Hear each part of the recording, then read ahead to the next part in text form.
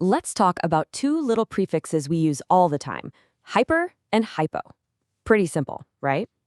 Well, what if I told you that according to the source material we're digging into today, they're not just about grammar? What if they're actually keys to a hidden cosmic code? I mean, think about it. We say we're hyper or a movie is hyped up. We hear about things like hypothermia. We use the words constantly. But do we really get what's behind them? That's the big question the source for this explainer wants us to ask. Okay, so let's start with the basics, what we all know. Hyper, it means over, above, excessive. And its opposite, hypo, that means under, beneath, or less than. Super simple, totally straightforward. But this is just the tip of the iceberg. And here's where it takes a turn. The source we're looking at says, nope, these are not just prefixes. It claims they are a perfect, literal representation of the great duality. The great duality? What does that even mean? Well, let's get into it. This brings us to the first really big idea from the source, the cosmic states. The argument here is that we're dealing with a kind of scientific cipher, a code for something absolutely fundamental about the universe itself. So here it is, the core claim. Hyper and hypo are basically code words. They're said to represent the two essential energetic states of the entire cosmos. Not just language, not just our bodies, the whole shebang. It's a huge idea, so let's break down exactly what these two states are supposed to be. First out, we've got hyper. According to our source, this little prefix corresponds to something it calls the state of beta. And this state is symbolically tied to the sun. Just think for a second about all the things the sun represents. So, this beta principle, the sun's principle, is all about maximum energy.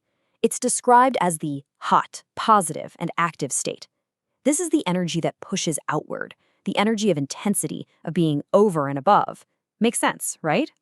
So, if hyper is the sun, you can probably guess what's next. Of course, hypo has to be its cosmic opposite. The source connects hypo with what it calls the state of alpha. And yeah, you guessed it, this one is tied to the moon. And here we see that perfect contrast. The alpha principle, the moon's principle, is all about minimum energy. It's the cold, dormant, and negative state. And to be clear, that's negative like a battery terminal, not negative as in bad. This is the energy of pulling in, of quiet, of being under or beneath. Okay, so we have these two big cosmic forces, sun and moon, active and dormant. Kind of abstract, right? So how does any of this apply to us, here on the ground? Well, the source argues the main place you see this code in action is in the language of medicine, which paints the body as a kind of battlefield for these two forces. And this is how the theory gets really concrete. Take a term like hypertension. According to the source, that's just a situation where the solar, the beta principle, is running the show. And on the flip side, hypothermia is when the lunar, the alpha principle, is taken over. So in this view, these names aren't just labels. They're supposedly a diagnosis of a cosmic imbalance in the body. So if too much hyper is a problem and too much hypo is a problem, what's health? Well, according to this framework, it's pretty simple. A healthy body is just one that's found that perfect sweet spot, that perfect balance. It's a harmony between the hyper and hypo systems, where neither the sun nor the moon is totally calling the shots. And this leads to another really bold claim from the source.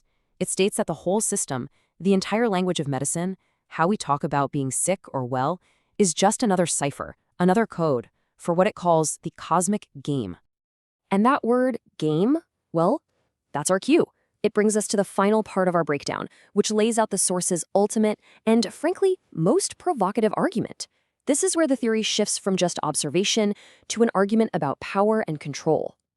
So the whole argument we've been following, it all builds to this. The source posits that this cosmic balance in our bodies isn't just something that happens on its own. It's something that is actively being messed with. And here's the direct accusation from the source material. The elites, through pharma, seek to manipulate this balance for control. All right, so let's just quickly recap the logic that got us here. The source starts with a simple idea. Words have hidden meanings. From there, it argues hyper and hypo represent a cosmic duality. Then, it claims that the language of medicine is built on this secret code. And the final step? That this entire system, this code, is being used for control. And that's our look at this theory. Now, whatever you make of that final conclusion, the path it takes us on, from a couple of simple prefixes all the way to cosmic principles, it definitely leaves us with a pretty interesting question to chew on. What other hidden codes might be hiding in the words we use every single day?